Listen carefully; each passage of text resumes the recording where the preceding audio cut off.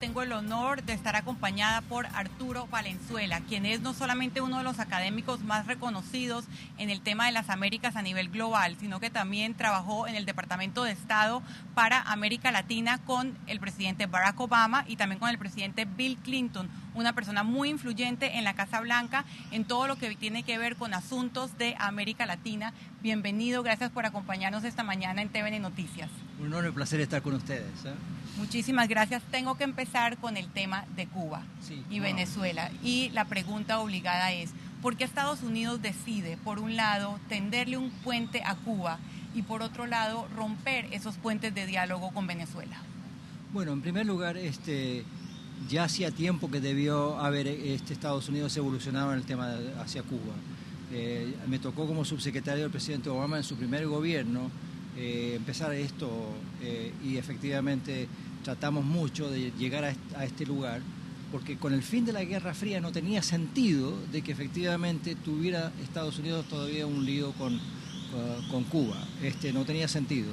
Ahora, se hizo también en el gobierno del presidente Clinton, donde me tocó trabajar en la Casa Blanca con él, un esfuerzo en ese sentido, pero era muy difícil. Tanto los duros en La Habana como los duros en Miami no querían efectivamente el cambio. Yo creo que a esta altura se necesita un cambio en esa relación, a pesar de que uno también pueda insistir de que efectivamente en Cuba también debiera haber una evolución hacia una sociedad mucho más participativa y democrática, ¿no es cierto? Claro, un proceso esperado, ese deshielo con Cuba, y sin embargo, al mismo momento que se da el deshielo con Cuba, que tiene años de retraso, como usted lo ha dicho, se da esta nueva radicalización con Venezuela. Bueno, miren, yo ahí diferiría yo creo que no hay una comparación, o sea, uno tiene una situación de un gobierno que lleva 40 años con los mismos jerarcas y donde no han habido elecciones democráticas.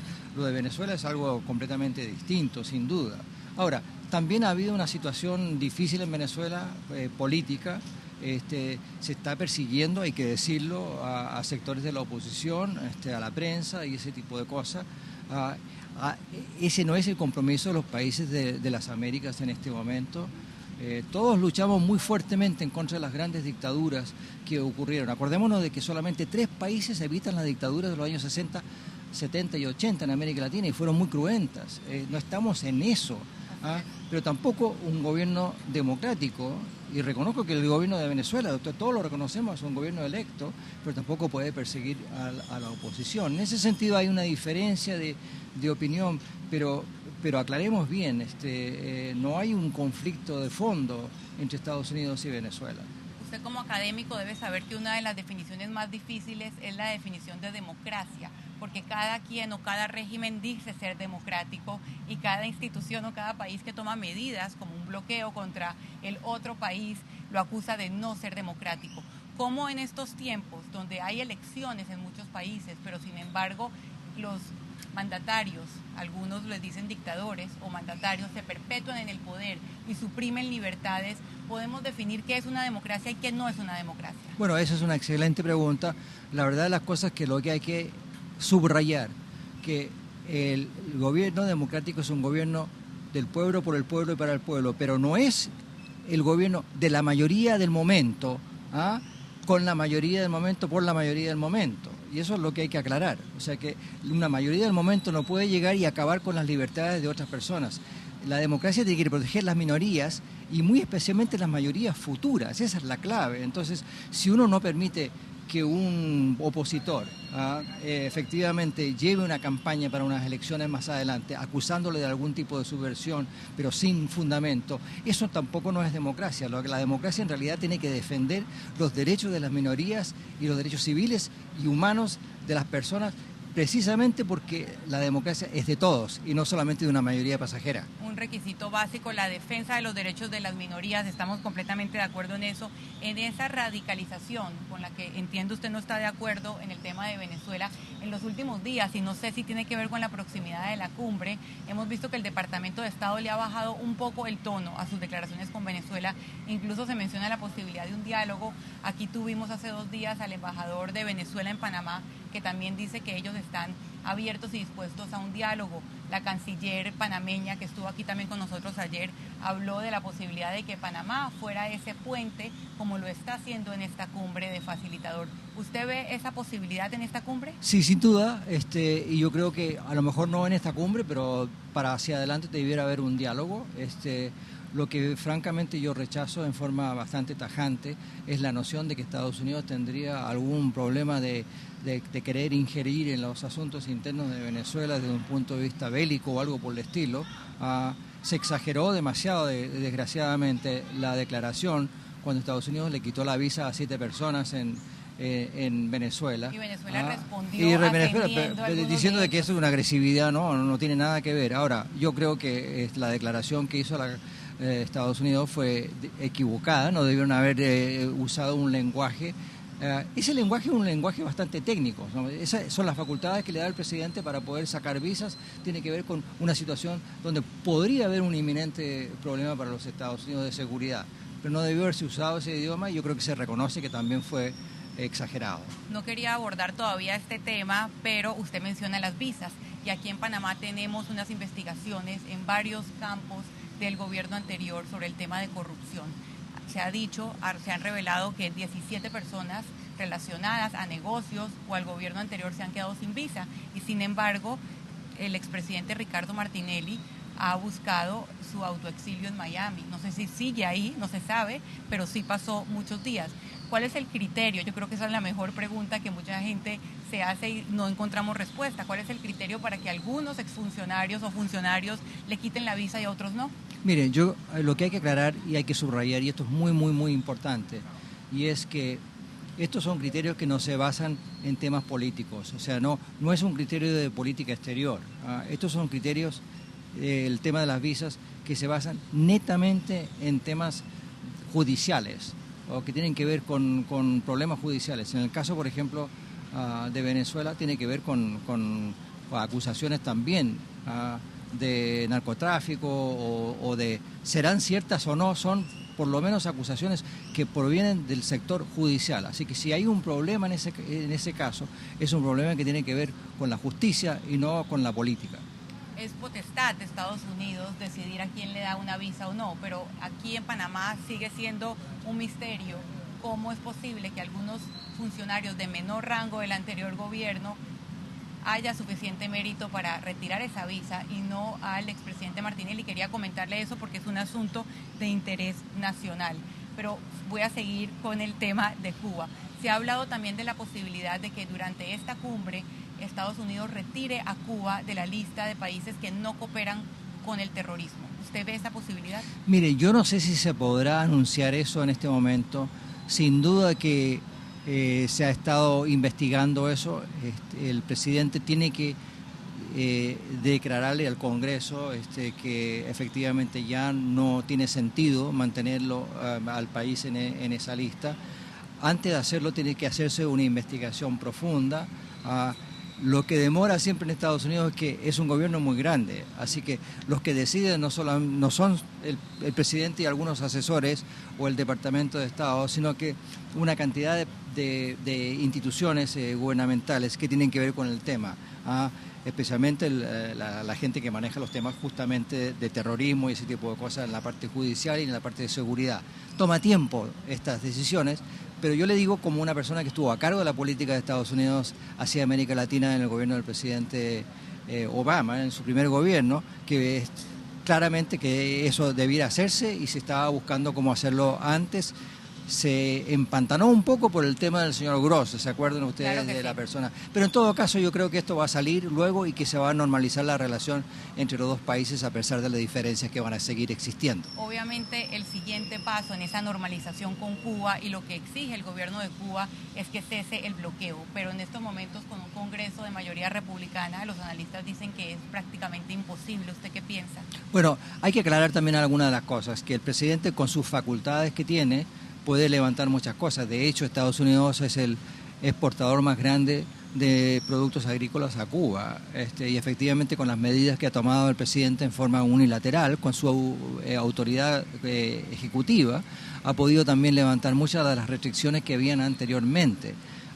El grueso del embargo requiere obviamente un cambio de la ley, pero eso no significa que no pueden haber cambios importantísimos en la relación de Estados Unidos con Cuba, permitiendo que mucha gente pueda viajar, por ejemplo, a Cuba, invertir en Cuba. Es una forma indirecta de romper ese bloqueo. Efectivamente, mucho se ha ido bloqueando de todas maneras, así es. ¿Qué podríamos esperar políticamente dentro de la isla? Aquí estuvimos conversando en estos días con disidentes cubanos y nos decían que sin el enemigo prácticamente no hay sustento para la revolución o para un gobierno revolucionario. Bueno, esa es la cosa que hay que también subrayar. Yo, como digo, estuve muy relacionado a este tema en muchas conversaciones con el gobierno de Cuba en ese momento y incluso cubanos me decían, miren, aquí tienen que ustedes entender que también tenemos nosotros nuestros duros y nuestros blandos hasta cierto punto. Y efectivamente, como usted dice, hay sectores en La Habana que quieren seguir diciendo de que, bueno, toda la culpa de los que pasan en Cuba es por el imperialismo y todo lo demás. Entonces, le conviene hasta cierto punto a cierto sector mantener eso. Así que, y también obviamente reconociendo que en Miami y en Washington hay gente que tampoco cree que debiera, hay una especie de simetría curiosa entre los duros en La Habana y en Miami que se complementan. Eso pasa en todos los conflictos, los radicales siempre son los menos tendientes al diálogo. Cambio momentáneamente de tema y voy con el canal de Panamá, porque en este momento hay un proyecto de un canal nicaragüense y eso ha traído de nuevo los ojos a la presencia china en América Latina. ¿Su opinión sobre el tema? Bueno, mire, es un tema importante. Es posible, y yo no lo descarto, de que China como país tenga algunos intereses geopolíticos en tratar de ver si se puede perseguir eso. Yo lo veo bastante difícil, sin embargo. Es una inversión increíblemente grande. Aún se está realizando con una empresa de telecomunicaciones que no tiene ninguna experiencia en eso. Requeriría una cantidad enorme de dinero. Duplicaría en gran medida lo que se está haciendo en Panamá en este momento con la ampliación del canal de Panamá. Así que yo lo descarto como una posibilidad, francamente, en este momento. Creo que no tendría sentido ni geopolíticamente para los chinos hacerlo. Acuérdense también de que Estados Unidos también tiene una relación importante, complicada con la China, y ese es un elemento que probablemente van a querer evitar hacia adelante. Esa reacción que usted tiene es la misma que han tenido aquí las autoridades del canal. Sin embargo, hay analistas que dicen que a los chinos jamás se les debe subestimar. Bueno, yo creo que eso es cierto, pero también hay que entender cuáles son sus realidades y cuáles son sus dificultades. Es un país que en este momento está pasando por una situación también no fácil. Ha bajado un poco el incremento de la economía, el crecimiento económico de la China ha bajado en forma importante y tienen también unos problemas importantes políticamente en el país. Todavía no se ha afianzado en realidad un gobierno más abierto y eso se requiere también para la China. Así que yo creo que hay que tener mucho cuidado en pensar que en este momento la China tiene el control, digamos, de las redes del mundo. Claro. Usted tuvo un papel predominante en la Casa Blanca, tanto en el gobierno de Bill Clinton como en el gobierno de Barack Obama. Ambos van a estar aquí en Panamá. De hecho, Clinton ya esta tarde habla y Barack Obama se espera que esté en el foro de empresarios. Gran parte de la atención del país y del mundo está en la presencia de esos dos personajes políticos en Panamá. ¿Qué nos puede contar sobre ellos, sobre su estilo de trabajo, sobre su estilo de relacionarse? Empecemos con Bill Clinton.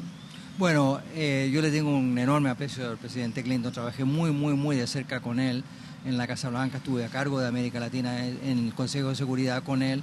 Es una persona increíblemente amable, carismática, un trato muy personal con las personas, terriblemente inteligente.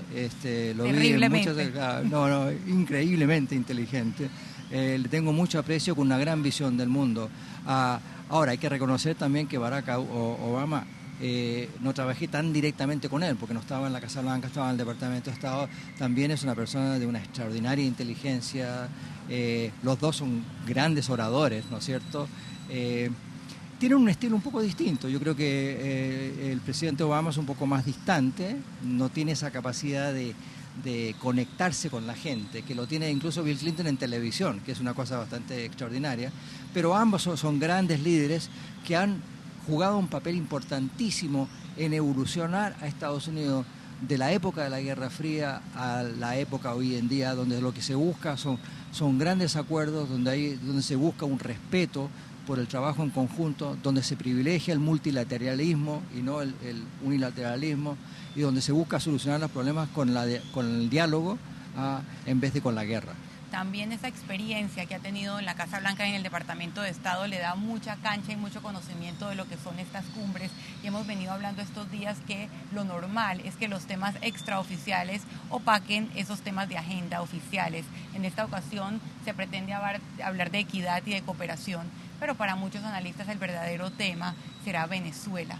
¿Usted cómo vislumbra el futuro de ese país y qué piensa puede pasar en este escenario aquí en Atlapa sobre el tema de Venezuela? Bueno, el tema de Venezuela es un tema de largo plazo y obviamente que es un problema muy serio.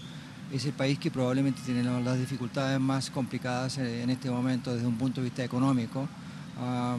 Se hicieron algunas apuestas económicas en un momento, especialmente con el giro de la producción del petróleo, que ha bajado mucho, entre paréntesis, pero con el giro de la producción del petróleo hacia Asia, donde el país ha perdido mucho. En un momento fue una bonanza para el país, pero hoy día está en una situación económica muy difícil, y para qué no decir también políticamente. Eso se va a tomar un tiempo. Yo sé que los medios se van a enfocar en el tema, digamos, de esta relación Cuba-Venezuela y todo lo demás, pero los temas de la cumbre son importantísimos, los temas de equidad, los temas de la participación de la mujer, los temas de una mayor competitividad por parte de los países, la educación, todos esos son temas importantísimos, y en el fondo, detrás digamos, de los titulares, esas cosas tienen que ir avanzando también. Muchísimas gracias por su opinión, muy valioso su aporte, y definitivamente nosotros, y mi promesa es que en TVN Noticias trataremos de quedarnos no solamente con los titulares de las anécdotas, sino también con lo que hay detrás de esos temas de profundidad que se necesitan debatir en las Américas.